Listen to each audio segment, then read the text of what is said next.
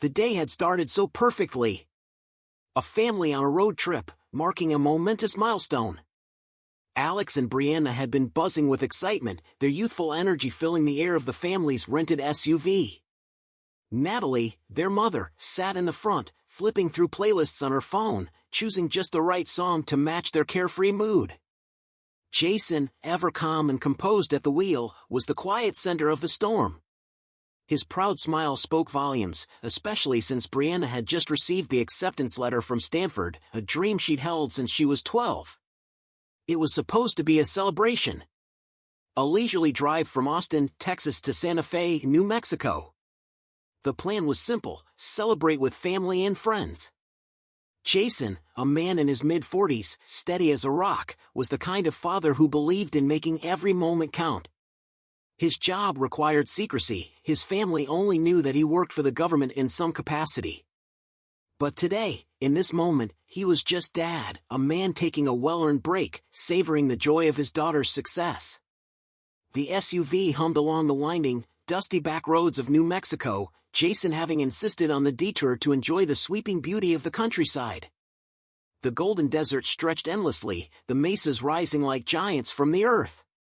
The air was light, almost otherworldly, and for a brief moment, everything felt right in the world. But that peace shattered as they passed through a small town, a place they hadn't planned to stop. Suddenly, the world seemed to tilt. A patrol car materialized in Jason's rearview mirror, its lights flashing ominously. "Why are they stopping us?" Natalie's voice was tight, anxiety creeping into her words. Jason's face didn't shift.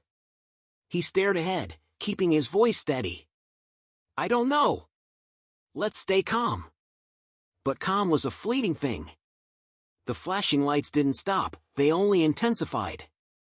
Jason pulled the SUV over to the gravel shoulder, the red and blue beams cutting through the darkening desert like daggers. He adjusted the rearview mirror, his eyes locking onto the two officers stepping out of the patrol car. Their movements were deliberate, their boots crunching over the gravel. One of them rested a hand on his belt, his fingers hovering near his holstered gun. A silent threat, unmistakable. "Kids, stay quiet," Jason said softly, but the firm edge in his voice brooked no argument. He reached for his wallet, his movements slow and deliberate, careful, calculated. Natalie placed a reassuring hand over Brianna's. It was a silent message to keep still. The officers approached from either side of the vehicle, their presence oppressive. Jason rolled down his window, the warm dry air rushing in.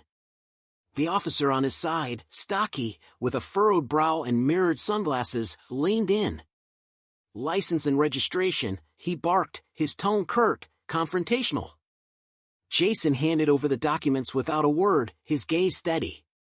The officer scanned them quickly, then met Jason's eyes, his stare piercing. "Where are you headed?" The question hung heavy. "To Santa Fe," Jason replied, his voice measured, betraying nothing. "Family trip." The second officer, taller, younger, leaned over the hood of the SUV, his gaze shifting to the back seat. His eyes lingered on Alex and Brianna for a moment longer than necessary. "What's in the car?" he asked, his voice a mix of suspicion and challenge. Jason's jaw tightened, but he held his composure. "Just our luggage. Clothes. Snacks. Normal road trip stuff." The older officer's lip curled into a faint sneer. "Mind if we take a look?" Jason's heart skipped a beat. The tension thickened in the air. "Officer, is there a problem?" Jason's voice was calm, but there was a thread of steel beneath the words. "Just routine," the younger officer said, his eyes narrowing, his suspicion palpable. "You seem out of place." The words landed with a heavy thud, the weight of them sinking deep into the family's bones. Natalie shifted uncomfortably, her fingers clutching Brianna's. Brianna and Alex exchanged a glance, confusion and worry etched on their faces. Jason took a deep breath, his voice steady as he spoke again. "We're just passing through. Everything's in order." The older officer straightened, still with one hand resting on his belt. "Step out of the car, sir." All of you. What for? Natalie's voice rose, a mix of frustration and fear.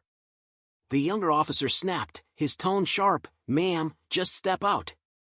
Now." Jason gave Natalie a quick look, signaling her to stay calm. "Kids, follow your mom's lead. Do what they say." The tension escalated as the family exited the car, their feet crunching against the gravel. The officers began their search, tossing aside the family's neatly packed bags with increasing aggression, as though they were hunting for something. Jason stood still, his hands visible at all times, his mind racing beneath the calm exterior. Brianna's voice broke through the quiet, barely a whisper. "What's going on?" Jason's response was low, firm. "Just stay close to your mom."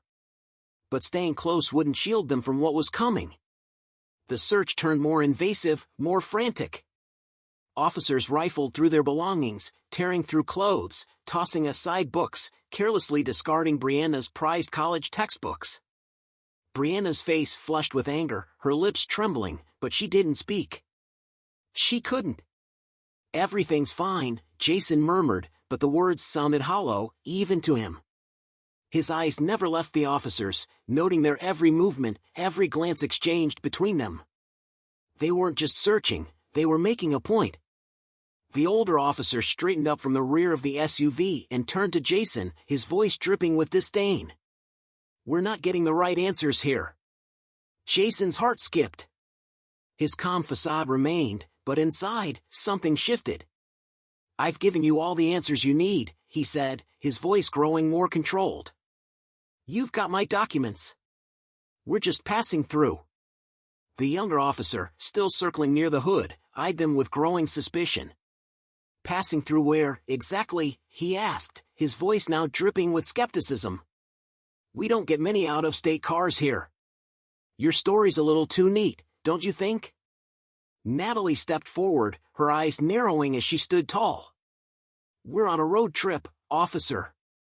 What more do you want?" The older officer shot her a sharp, dismissive look before turning back to Jason. "I think it's time to check IDs for everyone in the car." Jason's gaze darkened, his voice steady but hard. "There's no reason for that." The officer didn't respond, signaling for the younger cop to approach. "Start with her," the older officer barked. "Get her ID." Brianna was about to protest. Jason's hand shot out, landing firmly on Brianna's arm. The touch was calm but unmistakably resolute. His eyes remained locked on the officers, refusing to look away. "Don't make this harder than it needs to be," he said quietly, his voice a low warning, carrying a weight of experience. The younger officer moved toward Brianna with deliberate steps, but just as his hand reached out, Alex's phone buzzed in his pocket. Alex fumbled for it, his fingers trembling as he pulled it out. His eyes flicked nervously to Jason. "I'm recording this," Alex's voice shook, but it carried, loud enough for the officers to hear. The older officer spun on his heel, his gaze sharp and hostile. "What are you doing with that phone?" he barked, his voice dripping with menace. "I'm recording," Alex repeated, holding the phone up high, showing it to the officer. "This is illegal, and I'm not going to let you mess with my family." Jason's heart plummeted. He could feel the situation spiraling, but he didn't stop Alex. If this was going to escalate, he would make sure every second of it was captured. His son was right, it wasn't just about them anymore. It was about ensuring the truth would come out, no matter what. The younger officer's hand shot out like a snake, grabbing the phone from Alex's grasp. "Give me that," he snarled. But Alex, his grip strong, refused to let go. "Give it back," he shouted, his voice trembling with a mixture of fear and defiance. The older officer stepped forward, grabbing Alex roughly and pulling him away from the younger officer. "You should have kept quiet, kid," he growled, tightening his grip on Alex's wrist. Jason's cool composure cracked. "Let him go," he said, his voice a snap of command. Without hesitation, the younger officer yanked the phone from Alex's hands, the device smashing against the concrete. Jason's stomach dropped. The crack echoed in the tense air. His eyes locked onto the officers, their flushed faces no longer just angry but filled with something darker, something Jason recognized. It was hate. And it was all too familiar. "Now look what you've done." Jason's voice was hard, his eyes never leaving the officers. "You've broken his phone." The officers exchanged a glance, the tension between them palpable. The younger officer still held the shattered phone in his hand, now useless. Jason's mind raced, analyzing the moment. This wasn't just about a routine stop anymore. It was about control. They weren't looking for answers, they were asserting their power. Jason took a step forward, his voice rising for the first time. "We're not criminals," he said, his words cutting through the heavy silence. "We're a family trying to celebrate a major achievement. Why are you doing this?" His words hung in the air, falling on deaf ears. The officers weren't listening. They were focused on one thing now, ensuring they could escalate this, no matter the cost. Jason's gaze hardened. He could feel it, the shift in the air, the moment when everything would change. The younger officer, emboldened by his misplaced power, reached for his handcuffs. "All of you," the officer barked. "Turn around and put your hands behind your backs." Brianna gasped, her breath catching in her throat. Jason raised his hand, silencing her. "It's okay," he said softly, though his eyes burned with a quiet, fierce intensity. His voice was steady, but inside, his pulse quickened. He turned back to the officers. "You're making a big mistake." The older officer sneered. "The only mistake here," he said with venom, "is letting you think you could pull something over on us." Jason's patience thinned, his stance unyielding. "Last chance. Walk away now." The officers exchanged a glance, their smirks widening, fueled by arrogance. The older officer stepped closer, his hand hovering near his taser. "Or what?" Jason moved deliberately.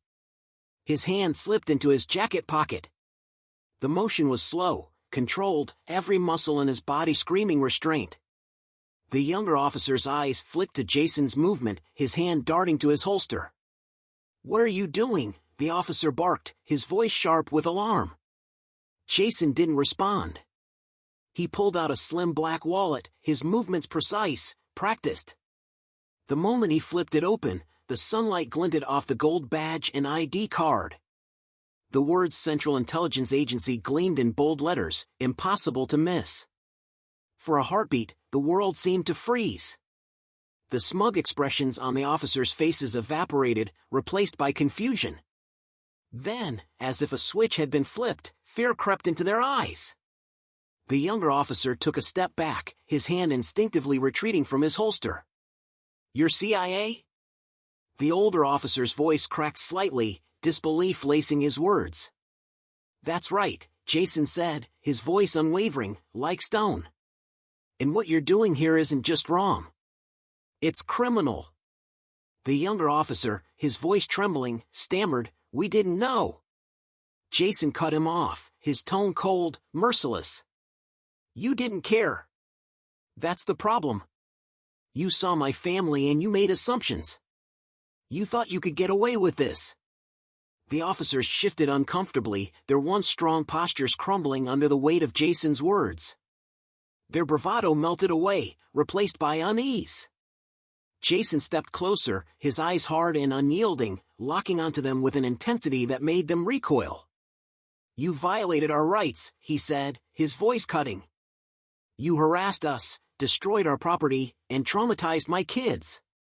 And I've got the training, the knowledge, and the authority to make sure you're held accountable." Behind him, Brianna and Alex stood, wide-eyed, their fear slowly turning to awe. Natalie, who had been tense for so long, let out a sharp exhale, her shoulders relaxing for the first time in hours. "You want to keep going?" Jason's voice was sharp. "Or do you want to start thinking about how you're going to explain this to your superiors?" The older officer swallowed hard, his gaze darting to the badge once again. "We didn't mean to." Jason interrupted, his voice cutting like a whip. "Save it. This isn't over." As the officers faltered, their arrogance slipping away. The damage they had done was already rippling beyond the roadside. Their words stumbled, apologies tumbling out in awkward mutters. The younger officer, still staring at the shattered remains of Alex's phone, couldn't bring himself to meet Jason's gaze. Jason stood firm, unyielding. "You've done enough damage," he said, his tone final. "Now call your supervisor." The officers hesitated, exchanging uncertain glances. Jason's voice rose, his authority undeniable. "I said, call your supervisor. Now." The younger officer's hands trembled as he fumbled with his radio. A crackling voice responded on the other end, confirming that the sergeant would be on site within minutes. Meanwhile, passing cars slowed, as if drawn to the spectacle unfolding in the middle of the desert road. Drivers leaned forward, craning their necks to catch sight of what was unfolding. The weight of public scrutiny was beginning to sink in. Brianna tugged at her father's sleeve, her voice a whisper that barely rose above the murmur of the onlookers. "Is this really happening?" she asked, the disbelief clear in her tone. Jason's eyes softened as he turned toward her. His expression, a mixture of determination and pain, softened for only a moment. "It shouldn't be," he said, his voice quiet, yet resolute. "But we're going to make sure it doesn't happen again." The air felt heavy with tension as, within minutes, a black SUV screeched to a halt. The door flung open, and a sergeant emerged, his face set in stone, hardened by the chaos before him. His eyes swept over the scene, the wrecked luggage, Alex's shattered phone, and the palpable tension that clung to every inch of the road. He approached, his boots crunching against the gravel with each step. "What's going on here?" His voice was sharp, demanding. Jason stepped forward, his posture steady, his CIA badge glinting in the sunlight. He didn't flinch, didn't hesitate. "You've got a problem with your officers, Sergeant?" he asked, his voice steady but cold, like the edge of a knife. "They racially profiled my family," Jason continued, the words coming out slow, deliberate. "They harassed us, destroyed our property, and escalated a situation that should never have happened." The sergeant's face tightened, his jaw clenching as he shifted his gaze to the officers standing silently nearby. "Is this true?" he asked, his voice quieter, but no less accusing.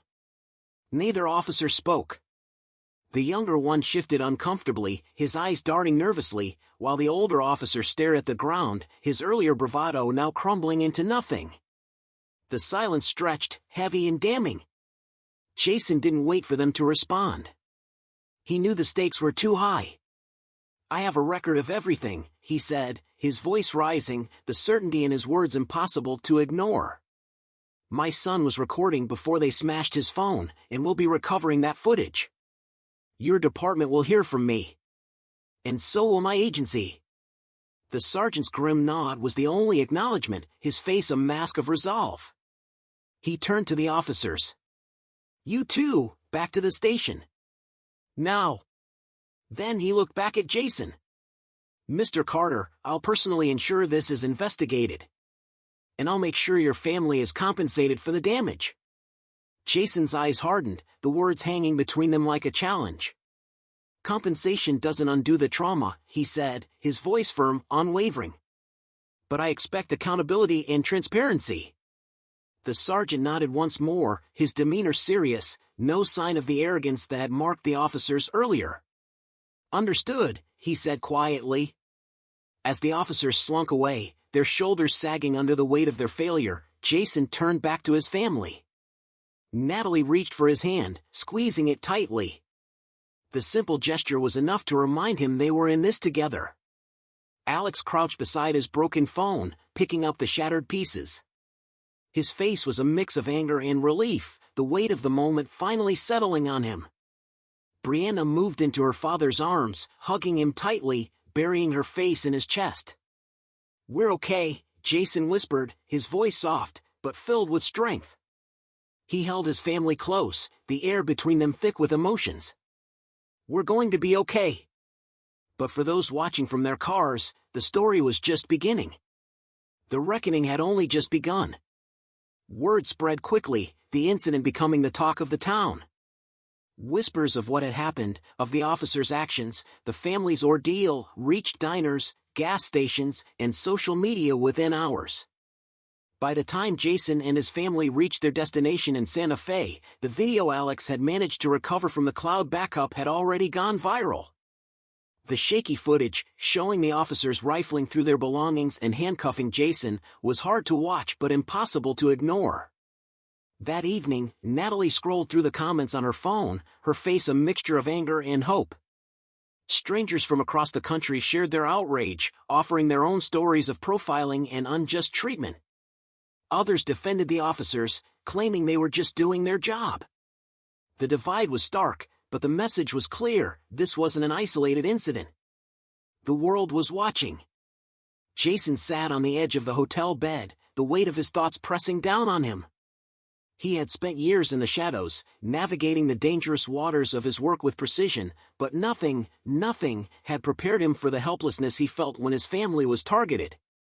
He knew this fight wasn't over. It had only just begun. The following week, Jason returned to the small town, but this time, he wasn't alone. Lawyers and media were by his side, the presence of both making the situation even more charged. His agency, backing him quietly but firmly, was unwilling to let the integrity of one of their own be undermined. The officers involved were suspended, pending a full investigation. True to his word, the sergeant issued a public apology on behalf of the department, acknowledging the misconduct and vowing systemic changes. But Jason didn't stop there. He pushed for broader accountability, meeting with civil rights groups and community leaders to address the deeper issues that incidents like this represented. His family's ordeal had become a rallying cry for change, sparking protests and town hall meetings in communities far beyond the one where it had all started. For Jason, the most powerful moment came during a local news interview, when Alex, standing tall, looked directly at the camera. "What happened to us wasn't just about my family," Alex said, his voice steady despite his young age. "It's about how people in power treat those they think are powerless. My dad showed them that they were wrong. And now we have to make sure this doesn't happen to anyone else." Even as the world began to take notice, Jason knew the hardest work was still ahead. The fight for justice had only begun. Months later, as the dust began to settle, Jason sat with his family around the dinner table. The glow of their celebratory road trip had long since dimmed, overshadowed by the incident. But something deeper had emerged in its place: resilience, unity, and purpose.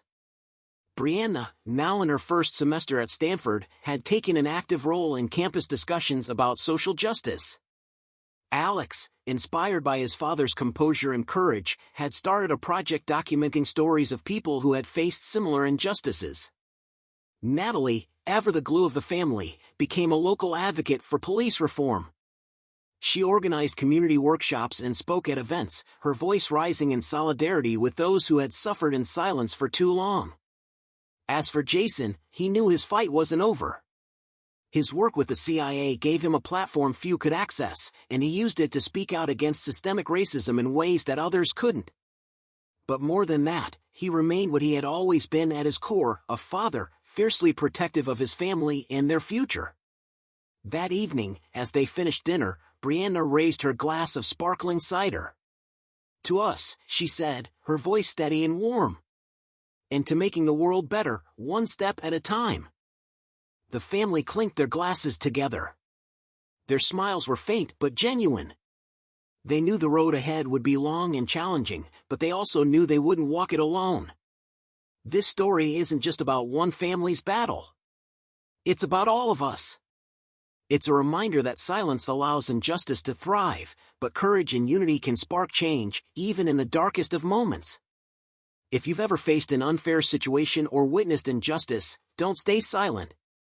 Speak up. Stand together. And push for a better world.